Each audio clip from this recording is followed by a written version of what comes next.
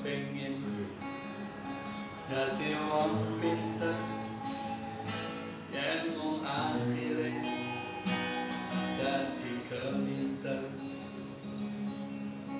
Aja pengen dadi wong pinter yen mung akhire gampang keblinger. Ora apa-apa dadi wong kudu, sing penting akhlake direnggut. Ora apa-apa